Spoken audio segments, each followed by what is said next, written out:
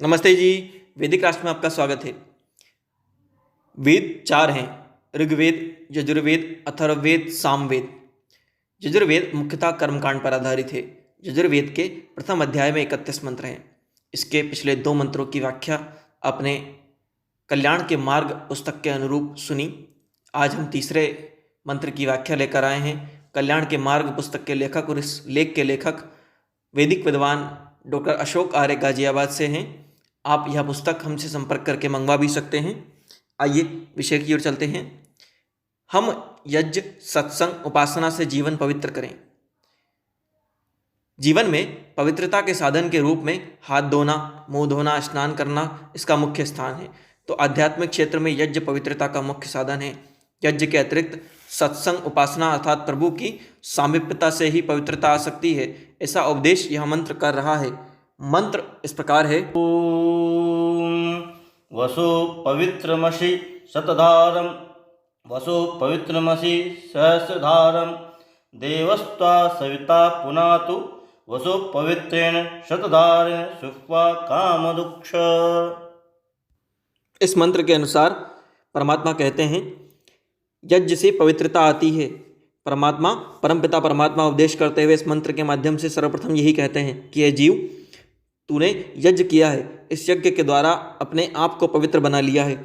यहाँ पर सद्धारण के माध्यम से यह बताया गया है कि इस यज्ञ के द्वारा पवित्र होने के लिए, इस यज्ञ को करने के लिए सैकड़ों मंत्रों के द्वारा वेद वाणियों का उच्चारण किया गया है। इन वेद के मंत्रों का गायन किया गया है। मंत्र कहता है कि केवल सैकड़ों ही नहीं, सहस्त्रों हजारों वेद मंत्रों का उच्चारण इस यज्ञ में किया गया है। वेद मंत्रों की यह ध्वनि कानों में पड़ने से तू पवित्र हो गया है। यज्ञ की यह मंत्रमयी प्रक्रिया सबको पवित्र कर देती है। इस प्रकार यज्ञ की इस मंत्र युक्त विधि से तूने यज्ञ किया है, जिससे तेरे में पवित्रता आ गई है। इस विधि से तूने अपने आप को स्वयं को पवित्र बना लिया है। वैदिक संस्कृति में विचरण करने वाला व्यक्ति अपने जीवन को यज्ञ जैसा ही बना लेता है। इस प्रकार जीवन बनाने का प्रेरणा स्रोत उसे सैकड़ों हजारों वेदवाणियों, वेद मंत्रों के उच्चारण व गायन से मिलती है। इसे ही यह मानव समय समय पर प्रयोग करता रहता है। मंत्र में पवित्रता का स्थान, साधन यज्ञ को बताया गया है। साधन, जब हम यज्ञ को करते समय मंत्रों का गायन कर बोला जाता है तो सोने पर सुहागा वाली बात आ जाती है। हम अपने शरीर को बाहर से तो स्नान आदि करके पवित्र कर लेते हैं, किंतु अंदर के जीवन को, अंदर के शरीर को पवित्र करने का आधार आध्यात्मिक ही होता है। इस कार्य के लिए उसे प्रतिदिन यज्ञ करने की आवश्यकता होती है। केवल यज्ञ मात्र से ही काम नहीं चलता।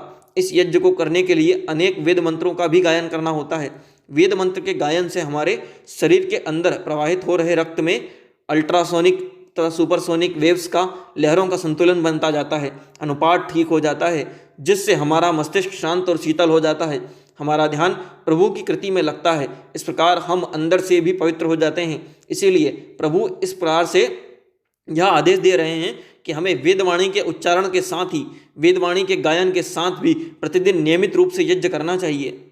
द्वितीय, 2 काल उपासना तथा सूर्य पवित्र करे। इस मंत्र के दूसरे भाग में जो उपदेश दिया गया है, इसे मंत्र ने 2 भागों में बांटकर हमारे तक पहुंचाया है।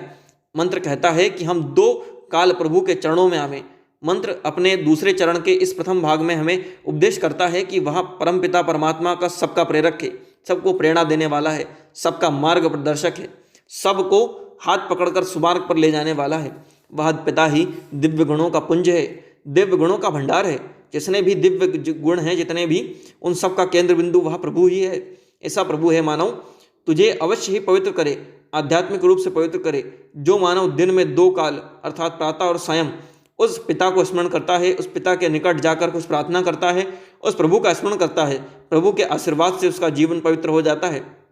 मानव के जीवन को पवित्र करने के लिए उपासना अर्थात प्रभु के निकटता पाने से कुछ ऊपर नहीं है। सूर्य तुझे निरोग करे, इसी का दूसरा भाग। परमपिता परमात्मा को स्मरण करने, उसके निकटता पाने तथा यज्ञ करने से जो पवित्रता हमें मिलती है, उसे हम आध्यात्मिक पवित्रता कहते हैं। इसके पश्चात जिस पवित्रता को हम जानते हैं, उसे शारीरिक पवित्रता कहा जाता है। यह पवित्रता शरीर के स्वच्छ और निरोग होने से होती है। इस पवित्रता को देने वाला मुख्य आधार सूर्य होता है। सूर्य को मंत्र में सविता नाम दिया गया है। कहा गया है कि सविता देव अर्थात सूर्य प्रातः काल उदय होता है। सबके कर्मों वह लगा देता है सबको। यह ज्योति का पद देता है, सबको प्रकाश देता है। दिन भर के कार्य से निवृत्त होकर थका हुआ प्राणी रात्रि को विश्राम करता है। इस विश्राम के पश्चात पुनः प्रातःकाल का निमंत्रण लेकर सूर्य आता है। दिन निकल आता है, सब और प्रकाश ही प्रकाश होता है।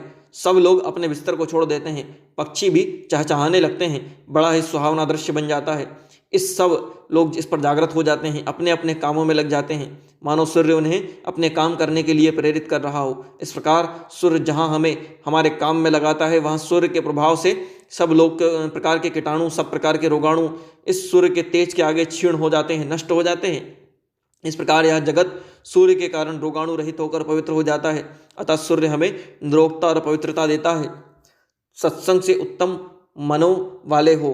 हे मनुष्य, तूने सैकड़ों सहस्त्रों वेदवाणियों का पाठ किया है, इन वेदवाणियों का स्मरण किया है, इन्हें गाया है, इनके साथ तूने यज्ञ किया है, इनसे तूने अपने आप को पवित्र बनाया है। ऐसे पवित्र मानव के साथ तू संपर्क कर, ऐसे पवित्र मानव का साथ बन। ऐसे पवित्र व्यक्तित्व वाले पुरुषों का साथ करने से ही तू अच्छी प्रकार से, उत्तम विधि से पवित्र करने वाला बना है। अब तेरे अंदर भी ऐसी शक्ति आ गई है कि जिससे तू अपने साथ ही दूसरों को भी पवित्र करने योग्य, पवित्र करने वाला बन गया है। कहावत भी है कि जैसे का साथ करोगे वैसे ही बनोगे। इसीलिए ही माता पिता सदा अपने बच्चों को सुझावन, दूसरों के सहायक, आज्ञाकारी, बुद्धिमान, मेहनती बच्चों का साथ बनाने का उपदेश देते हैं, ताकि उनके बच्चे भी वैसे ही बन सकें। यह वेद मंत्र भी कह रहा है कि मानव, तू यज्ञशील हो, अर्थात प्रतिदिन 2 काल यज्ञ करने वालों को अपना साथी बना। तू उत्तम ज्ञानी होगी, अपना मित्र बना। जब तू ऐसे लोगों के संपर्क में रहेगा तो तू भी यज्ञशील बनेगा, ज्ञानी बनेगा, वेदवाणियों का गायन करने वाला बनेगा, पवित्र बनेगा। इस प्रकार धीरे धीरे ऊपर उठते हुए, उन्नति करते हुए तू उत्थान को प्राप्त करने में सफल होगा, जीवन की सिद्धियों को पाने में सफल होगा। जो सत्संग के वातावरण में रहता है, वह व्यक्ति पापाचार से सदा दूर रहता है। जब पापों से दूर हो जाएंगे तो स्वयं ही साधक पुण्य के, पवित्र के कार्यों में लगेंगे। यह कार्य सत्संग ही करता है, जिसके कारण हम पाप से मुक्त होकर सर्वहितकारी कार्य करते हैं। वेद के इस मंत्र के माध्यम से यह प्रार्थना की गई है कि हे प्रभु, ऐसी दया करो कि हम सब, हमारे सब मित्र संबंधी आदि सत्संग करते हुए उत्तम और पवित्र मनों वाले हो जाएं।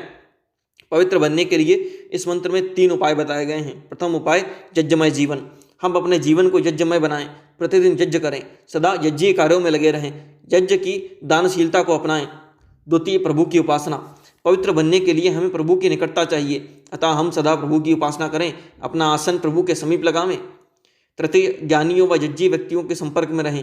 प्रभु कहते हैं कि जब हम ज्ञानी लोगों के, विद्वान लोगों के संपर्क में रहते हैं, जब हम नित्य प्रति यज्ञ करने वाले, परोपकार करने वालों के संपर्क में रहते हैं, तो उनसे गुण अपने आप ही हम में उनके आने लगते हैं। अतः इस प्रकार के उपायों को व्यवहार में लाने वाले व्यक्तियों से परमपिता कह रहे हैं कि वास्तव में तूने वेदवाणी का उत्तम प्रकार से दोहन किया है, इन वाणियों का अच्छे प्रकार से प्रयोग किया है, इसका ठीक से सदुपयोग किया है।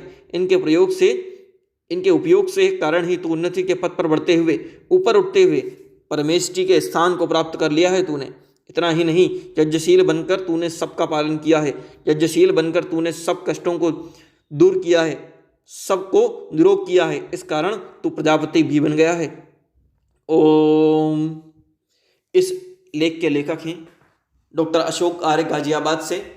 वैदिक विद्वान डॉक्टर अशोक आर्य गाजियाबाद की पुस्तक कल्याण के मार्ग का लिखा हुआ यह तृतीय मंत्र के व्याख्या लेख आपके सामने प्रस्तुत किया गया। इस पुस्तक को भी आप हमसे संपर्क करके मंगवा सकते हैं। साथ ही साथ वैदिक राष्ट्र यूट्यूब चैनल को लाइक, शेयर और सब्सक्राइब करना ना भूलें। हम लगातार वेद प्रचार के वीडियोस आपके सामने लाते रहते हैं, इससे हमारा उत्साहवर्धन होता है। अपने कीमती सुझाव कमेंट करें, अपने मित्रों को शेयर करें, सब्सक्राइब करें। धन्यवाद।